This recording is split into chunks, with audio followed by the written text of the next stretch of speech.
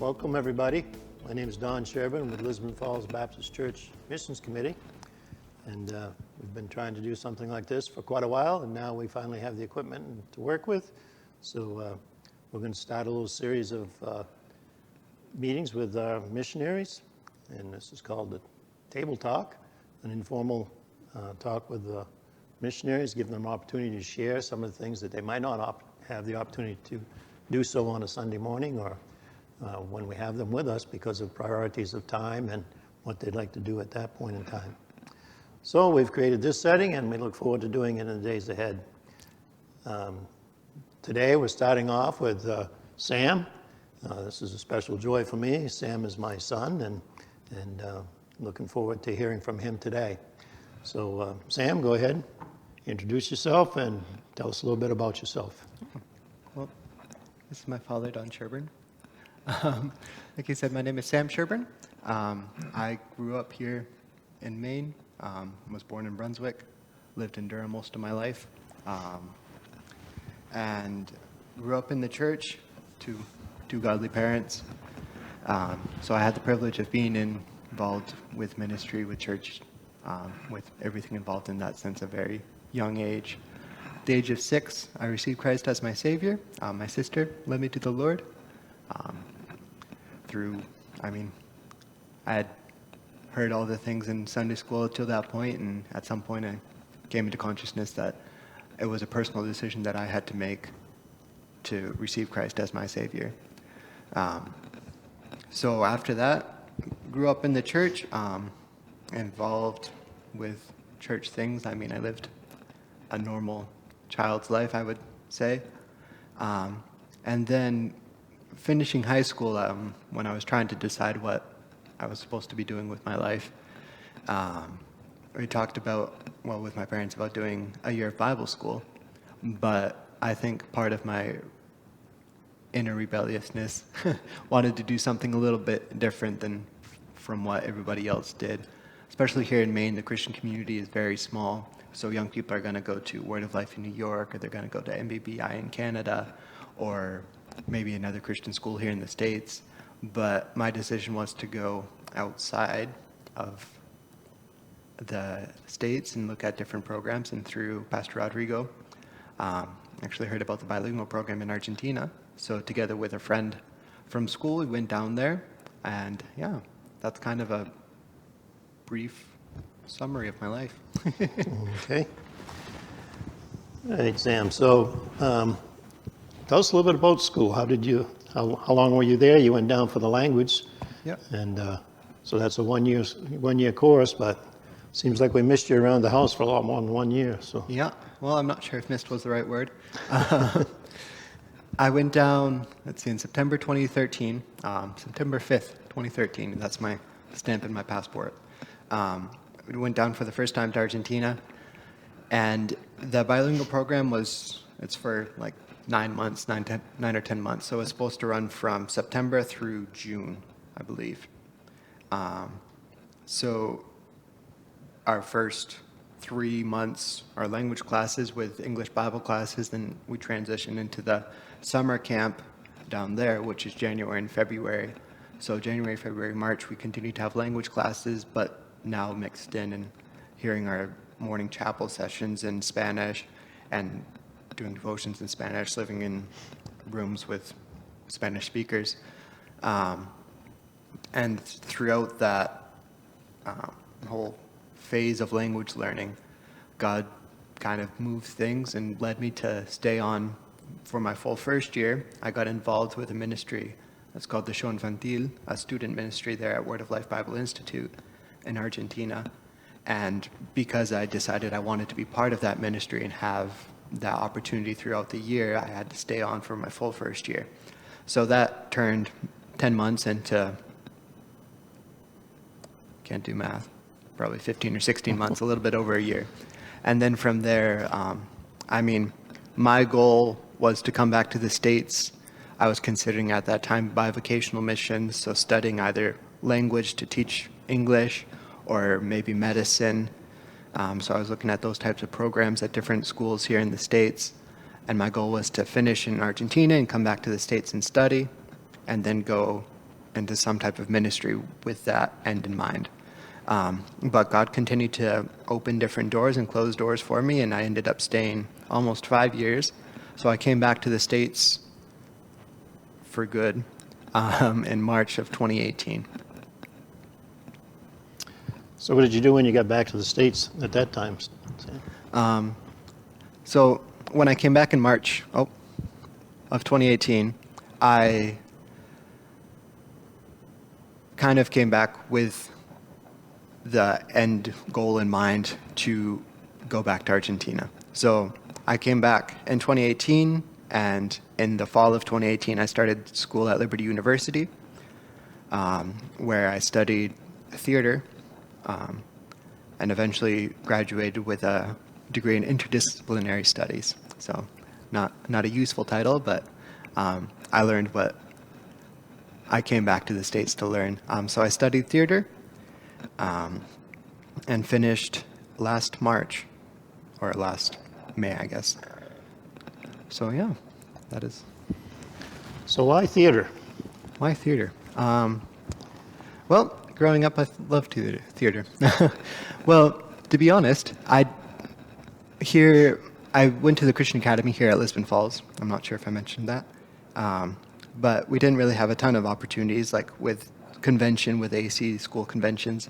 I was able to have a little bit of a taste in that type of a thing, whether it be dramatic dialogues or a one-act play that we put on. But really, I got involved with that type of thing when I got to Argentina. And my first experience in the technical side of theater was in Argentina. And just God put me in the right place at the right time to learn about it and discover that it was something that I really enjoyed, just being in the background, doing that type of work. So when I came back to study, well, I should say, I finished 3 years at the Bible Institute. So I did a 3-year theological course at the Bible Institute. And then from there, I stayed on 1 additional year just as a volunteer.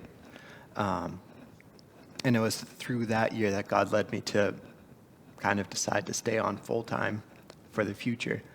But we had come to a point within Gospel Productions, which is the group that kind of involves several different areas within Word of Life.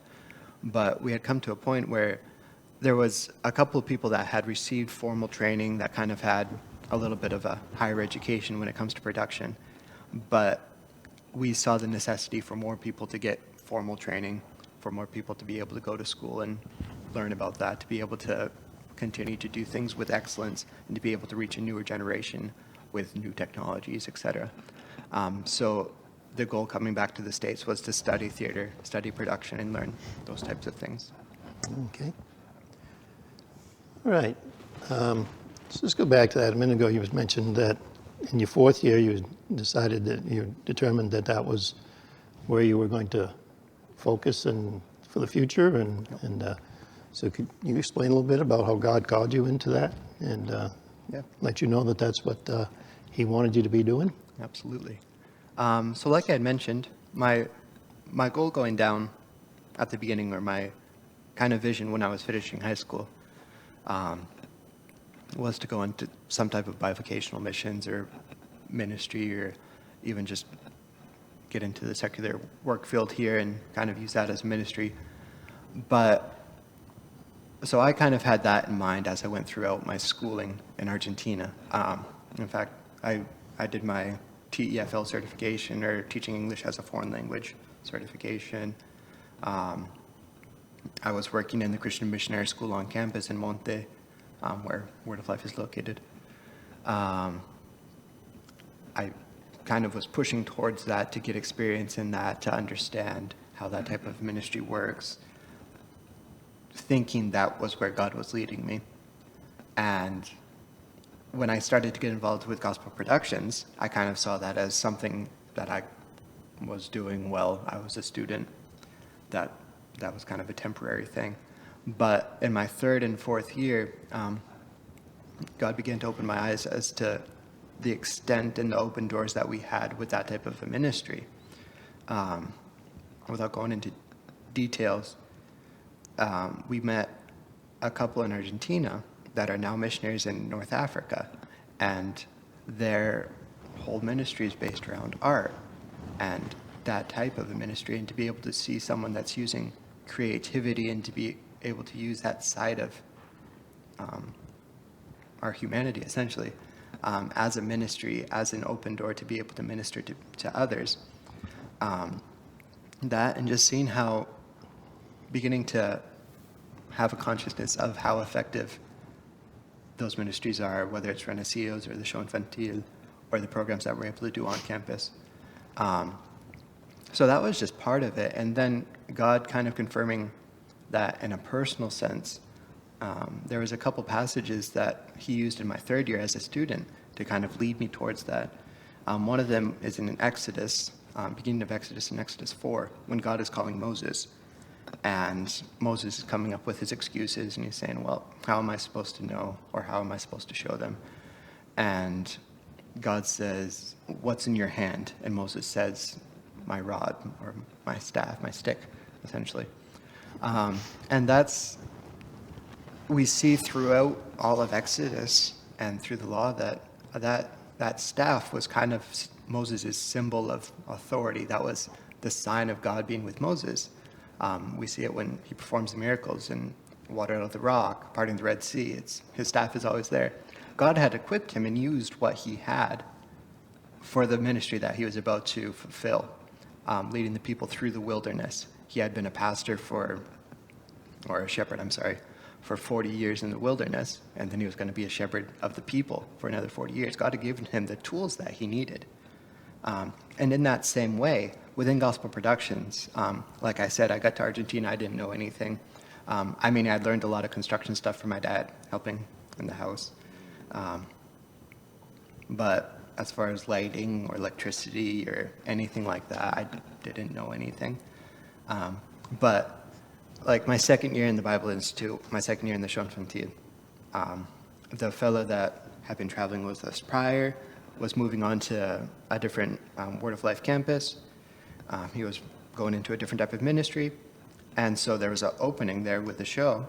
And they said, okay, you're going to be in charge. When we arrive to a location, you're going to do the electrical connections. And I said, okay. I didn't know anything. They kind of gave me a crash course in electricity and try to do what not to do. But our first tour with that new responsibility for me was in Paraguay.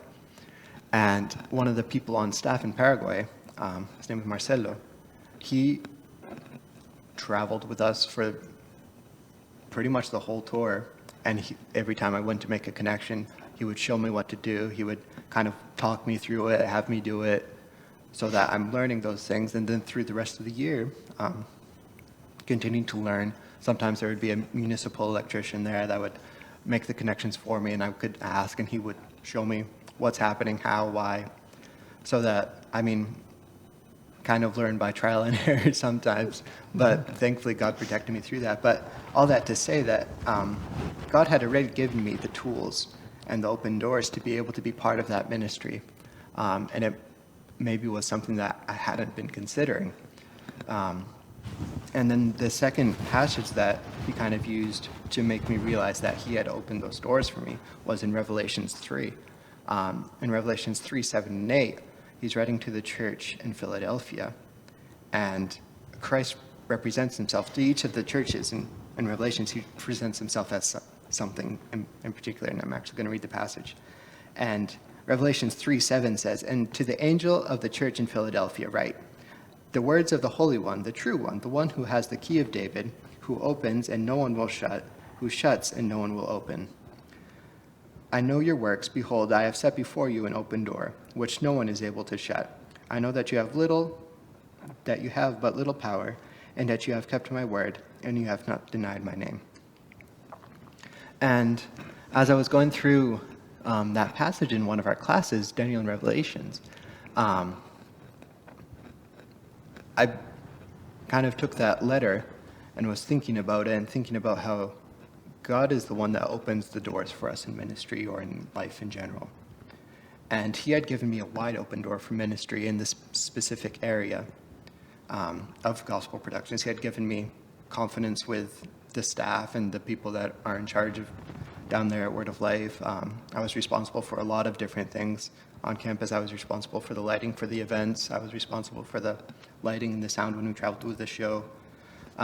So these were things that I hadn't necessarily looked for. I wasn't expecting it. I didn't actively pursue these positions. In fact, I was actively pursuing something completely different.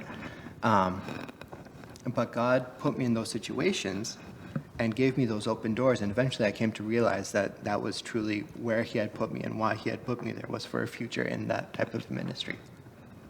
Yeah. Beyond the theater and the lighting and stuff like that, what other ministry did you have to the students themselves? So on campus, from April through November, we have a running Bible Institute. So we have between 300 and 400 students on campus. And then within our different ministries, we have groups of students as well. So with the show infantil, we have like 40 some odd students.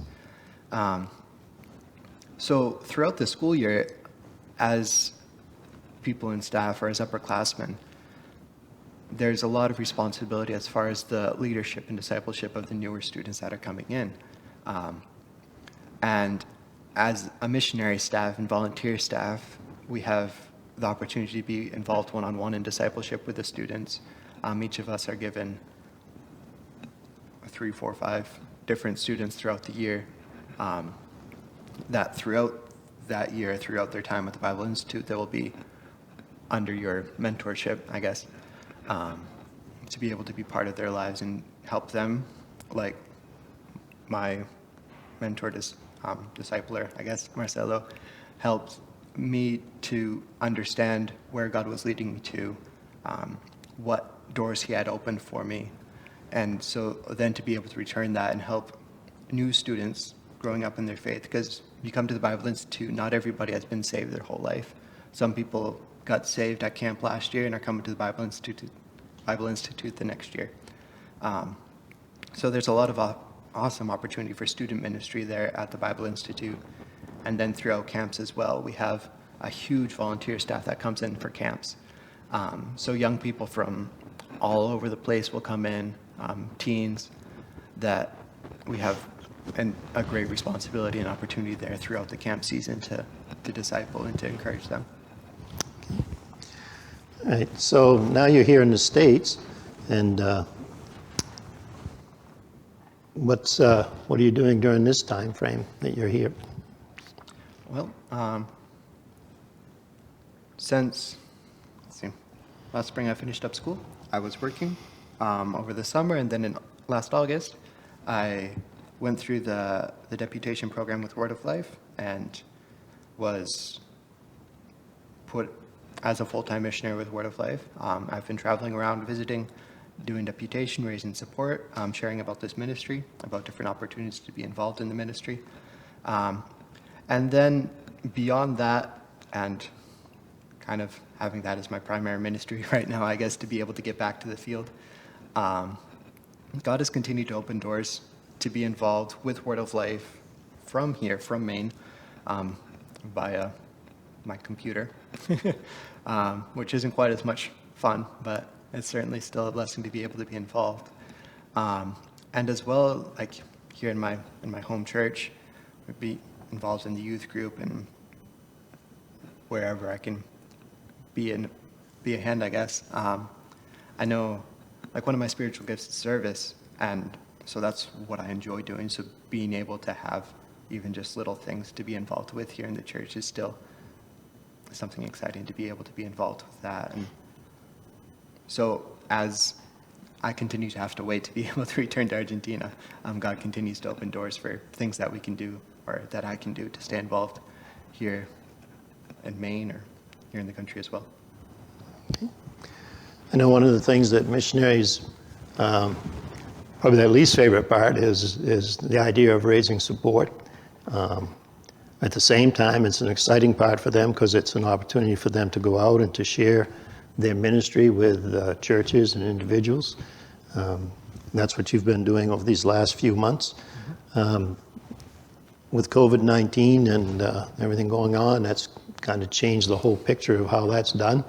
But you've had a good opportunity to share in churches and share with individuals. Could you tell us a little bit about how that's gone and where you are today and as far as your support level? Yeah. Well, I've mentioned before, and I'll say it again. In high school, I was thinking about bivocational missions or bivocational ministry. For one, because I very much dislike the idea of support raising, because it's intimidating. And I think if you talk with a lot of people, it is one of those things that you just don't like, because if you look at it from a sense of purely, oh, I'm depending on other people to pay my bills and I need other people to give me money, then it's very humiliating and intimidating. But that's not necessarily the purpose of support raising. We're truly dependent on God and His provision, and to see other people that are taking part and how He uses other people to provide for my personal needs and then for the needs of the ministry is exciting, and it's exciting to have other people be involved in that, because not only are they being involved in the ministry and providing for the needs of the ministry and myself, but they're being part of that ministry, and not just in a cheesy sense of, or like a cliche sense of being involved, but they're truly, Paul referred to them as co-laborers in the work. So if someone's supporting me from here in church and I'm being able to minister to Argentines, they're being part of that ministry in a real way. But beyond just that possibility of being able to share and being able to invite others to be part of the ministry, it's been awesome just to be with people that I haven't seen in 15, 20 years, to be able to meet up with some people that I haven't seen since my childhood. So it's been really exciting on that side as well, to be able to see family that I haven't seen in a long time, and catch up with old friends. So it's been a big blessing in that sense as well. I mean, been traveling a lot. It's been, during COVID, it's been weird. But thankfully, God is still opening doors to be able to share in churches, however that looks. I've been able to make a couple large trips, one trip to Virginia and then one trip through the full South, really, doing a loop down all the way to Florida and then across to Louisiana and then up through Tennessee and back up.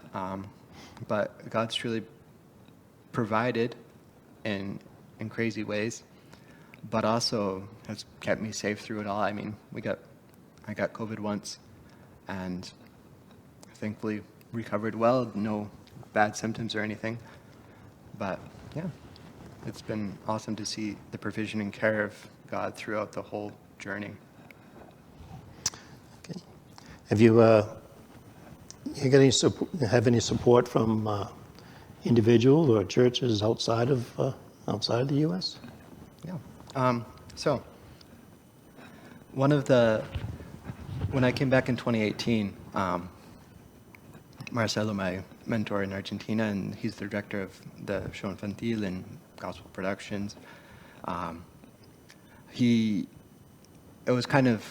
always been his dream to be able to study production, study that type of thing, but he was never able to do that. So it was exciting for him to be able to be sending someone back to study, to be able to come back and form part of the ministry.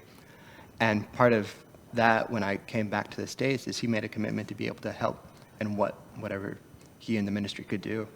And with the young people that were in the show Infantil for those 2 years while I was at Liberty University, when they went out, they would sell like little souvenirs, or they would sell like popcorn or stuff, little things like that during the presentations. And with that money that they got from selling just little trinkets or whatever, they sent back over $4,000 to help me pay for school, which was a huge part of being able to study. And then, so that was a huge blessing to see their effort and the things that they were doing to be able to be part of my being able to study and come back and form part of the ministry. And then as well, back in August or September, one of the first families I made a commitment to come alongside me by supporting me monthly was an Argentine couple from my church down there. So was a great encouragement for me to see that personal involvement in that investment, because, well, more so because the climate in South America as far as giving is quite different. The culture of missions and the culture of supporting missionaries is quite different in Argentina. So to see people that are actively pursuing that and to be able to invest in ministry in their own country was really exciting and a big blessing for me. Tell us a little bit about the church you go to in Argentina. Yeah. Well, I'm thinking I should have had pictures of that.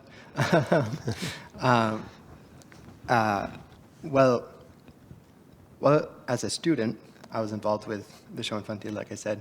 But on free weekends and on vacations and stuff, I would be able to go out and visit a church.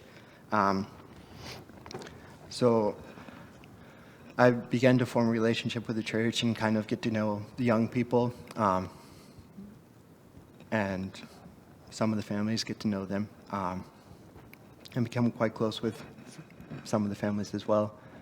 And it's in quite a poor neighborhood, to say the least.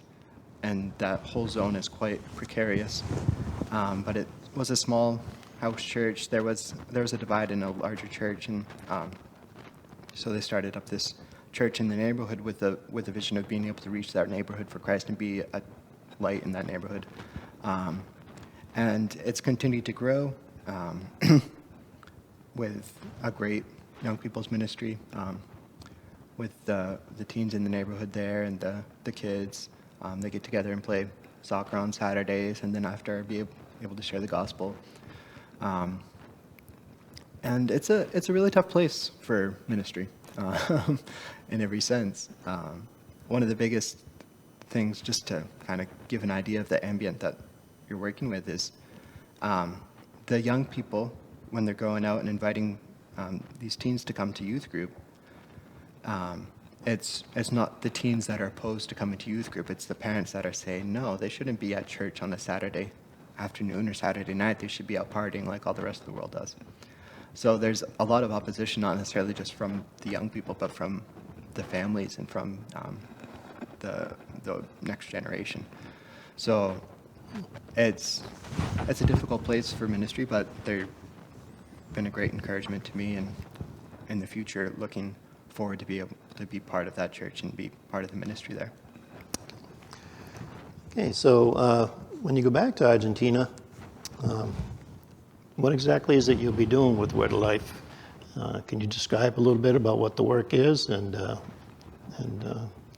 what a day might look like? Yeah. So I'm going to go for the... Cool. Yeah. So I think you should be seeing on the screen. That's actually an image from our summer camp. Some of you that might know him, that's Recio Acevedo, up on the stage there. But my job is essentially to make that happen, I guess. Like I said, I work with a team. There's 3 of us that are full-time right now in the specific area of gospel productions. And then we work together with the different areas within Word of Life, whether it's music or multimedia, whatever it may be. So Marcelo, or together we'll come up with this design of this idea of what we want to do. And then David Brady is in charge of kind of building it and making it happen in that sense. And then, like with that picture of the summer camp, all those little squares in the background, that's all LED tape. So what we have behind us, that's LED tape. And we took about 85-meter rolls, so whatever that turns out to be, like 250, 300 meters of LED tape, and cut it and made these little squares out of it, and then ran a ton of cable into these little chips. And from those chips, I could send signal back to my computer and be able to run it and program. So that's kind of a little taste of part of what I do, the development of these new designs, the implementation of the lighting, programming, building, maintenance, all that fun stuff. So a day in life, it depends on what the day looks like.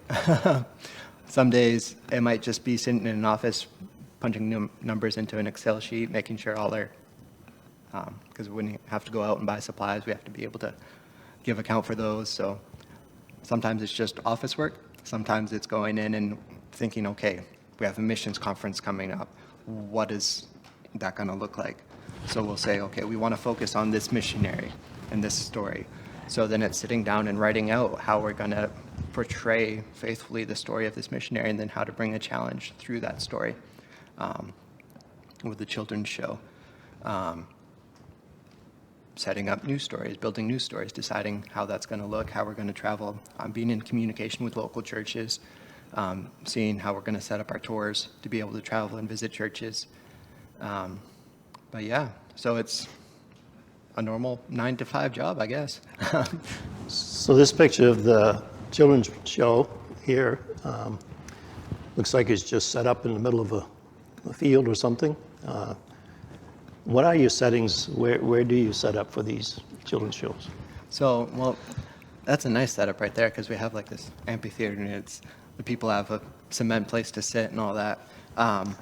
It can truly be anywhere. One of the most vivid pictures of this that I can remember was in Paraguay. We were in the National Bank of Paraguay has this huge complex in Asunción. And within that complex, they have this huge theater, this beautiful theater. And one day, we were set up in that theater doing a show to 1,500, 2,000 government employees and their families that had been invited to that function. And so this beautiful theater, beautiful auditorium, beautiful lights, everything. It was amazing. And then we unpacked and left there, and we traveled out, I don't know, an hour and a half, and we were in the middle of nowhere on a red dirt field set up. We had an extension cord pulled off of the street line. And so it's just that huge diversity of, we can be in this beautiful place in one moment and then just be out in the middle of a field with dust blowing around us in the next. But it's all coordinated through local churches or local ministries, and they really decide where we're at. So whether it's on a street or in a plaza or in a church in the middle of nowhere amongst the trees, it's fairly versatile. Yeah. Okay. Let's see what we can. What kind of experiences in the past as far as mission trips? And I know you've been on several. Would you like to share how some of that may have impacted what you're doing today? Yeah. So growing up in a Christian family, I had the privilege of being able to travel a little bit, and I'm confident that part of where I am today is because of the ambient that I grew up in, or the environment, that I grew up in, that I was always surrounded by missionaries and people that were in ministry, and seeing them and hearing about them. And we had a poster on the wall, and each day of the month we had missionaries, and it was just such a burden of my parents to be able to support these missionaries and pray for these missionaries and know what they're doing and have them over to the house when they're visiting churches, and to be able to see them and live life with them, essentially. And then being able to go on trips. We went on, I think probably my first mission trip was to Ecuador, to visit some missionary friends of my parents. And I guess that probably opened up my eyes for the first time on how the world lives or how other people live. And then went to Uruguay with my church. And then later on in high school, being able to travel to the DR, and then local missions here, whether it's through Camp Good News or going up to Arrowhead, or a lot of different opportunities to kind of get a taste of ministry and to kind of see those examples of others that are involved in ministry and see how they were living and what it looked like for them. To kind of find that calling of being part of that and being part of this greater body of missionaries. Okay. So Sam, what would it, I know your desire has been to be in Argentina. What does it take to get you there now? Well, I know it's all the Lord's timing and provision, but specifically, what are your needs to arrive back in Argentina? So the one thing that I can change is my word of life is encouraging strongly that new missionaries going onto the field be at 100% before we travel. And right now, I mean, in the middle of COVID, with everything that's been happening, the Lord's provided for 92% of my monthly support, which has been amazing to see and amazing to see who God uses and how He provides for that. And the same with my setup funds to be able to provide more than what I need for that. And as I continue to wait, people continue to give towards that. And so that's one of the things that needs to happen is I need to fill that last 7 or 8%, whatever it is, of my support and be able to be at 100% to be able to travel. And then beyond that, there's a lot of things that I can't really control. And that's the government, that's Argentina, that's the state of COVID, a little bit of everything. And so kind of the brief summary is to get into Argentina right now, whether as a tourist or religious worker, or student or anything, you have to have a permission from the Argentine government. Until I can get that permission, I can't work on a visa, I can't work on a residence, anything. So there is no way right now that I can get into the country of Argentina because of their lockdown for COVID. So we're trying to talk with someone in Argentina and the government to be able to see if we can get that permission. And there's, like me, there's several people that are trying to get back into the country, and students as well that are kind of in that same process of just trying to get permission to get into the country. Okay. I guess something we overlooked is you already have a place to live when you get there. Yeah. Yeah. So tell us a little bit about that, how that came about. Well, my original plan was to be on campus, just to be in one of the dorm buildings. But this is Monte. It's a beautiful little town, country town, right on a lake, very picturesque. But well, I was talking with my director down there. He said that their goal right now is to try to get missionaries kind of out of the dorm buildings and to be able to set something a little bit better up. They want to do a lot of renovations, so he said it's better if I try to find somewhere else to live for the moment. So the Lord provided a little apartment right a couple blocks from the center of town, the plaza. And it's a nice little guy. It's quite long, quite skinny. But, I mean, God provided a great rate for the rent. I'm paying just a little bit over $100 for a month of rent. And then, hey, that's my apartment. The little door that's behind the gate there, that's my apartment.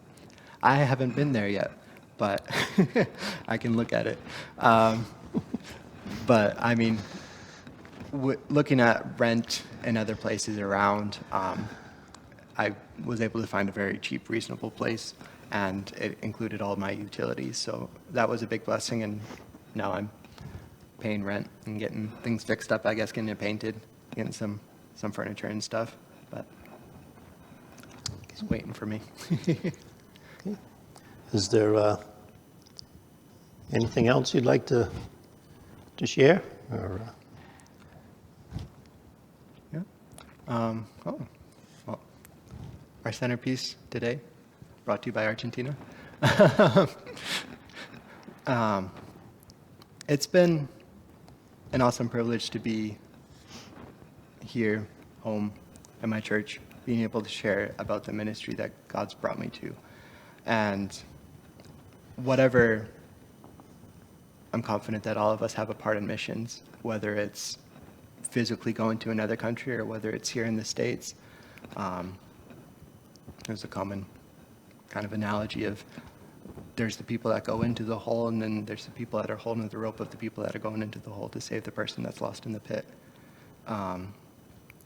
And so to see the love and support of so many people, I mean, I have 35 to 40 individuals that are part of my monthly support, and then a couple of churches as well that are being part of God's work in Argentina, and it's exciting to see that, and it's been humbling as well to see people get involved.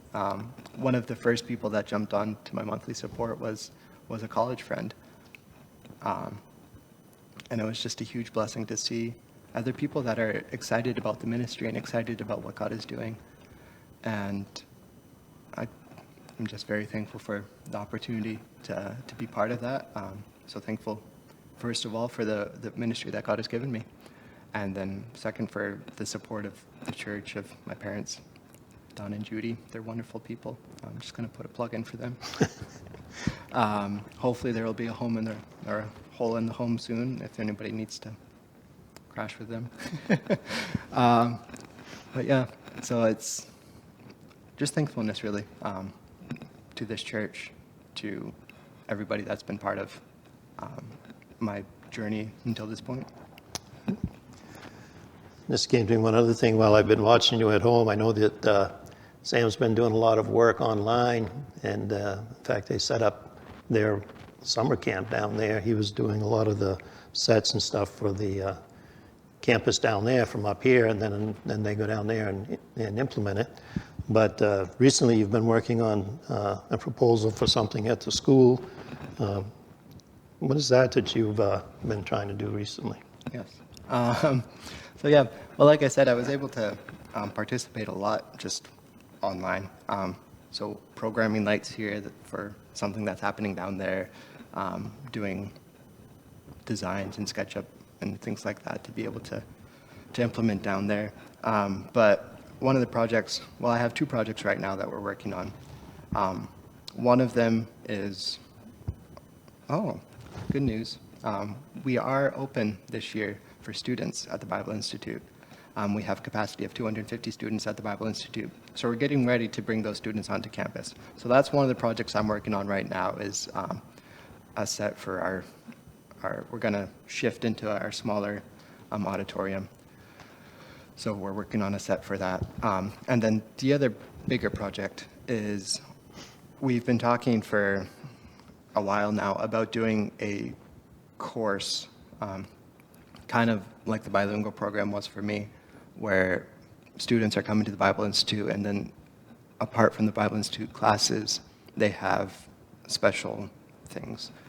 So we want to do a course that would teach basic production skills, whether it's in lighting or sound or music or writing, all sorts of different parts of production, to be able to bring that and incorporate it back into the ministries that God is calling them to, whether it be in their local churches, whether it be with Word of Life, whether it be with different ministries, but to be able to be equipping people to step into roles. So like I kind of dropped into a role of electrician. We would like to be preparing people for that type of ministry, and then to be able to provide those tools to local churches. So right now during COVID, all these churches that have switched to online streaming and have seen fruit from that platform, as frustrating as it can be not to be able to meet in person, but to be able to see people from different countries or different cities connecting and being part of your ministry. We want to be able to provide tools for them and teach them, if they have questions about streaming, if they have questions about lighting, if they have questions about anything, to be able to provide those tools and do workshops and things like that. So the goal at some point is to be able to have this program running through the Bible Institute year, so we'll have students, and then in the future to be able to open that up to churches and be able to serve the local church, essentially. As Word of Life, we want to be able to provide tools for the local church and not necessarily just show up and tell them this, that, and the other thing is what you have to do, but to be able to hear what their needs are and to be able to have the resources and the tools to provide for them, and to have students that are equipped to be able to fill those roles and those needs in the churches. Okay.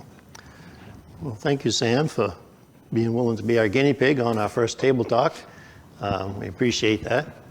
If you have any comments or any thoughts on our time together here today, please let us know. And but we would like to just, I think there's going to be a click or a place to click on here that enables you to stand behind Sam, if you're interested in following him financially or prayerfully, and you can add to that. But do let us know about this format, what you'd like to see, what you'd like to hear. We don't really have any set time frames for them. We just figured that you could watch them at your leisure, but feel free to comment, and we look forward to sharing with some of our other missionaries in the future. But today we just want to thank Sam again for being with us and sharing about his ministry in Argentina. Thank you.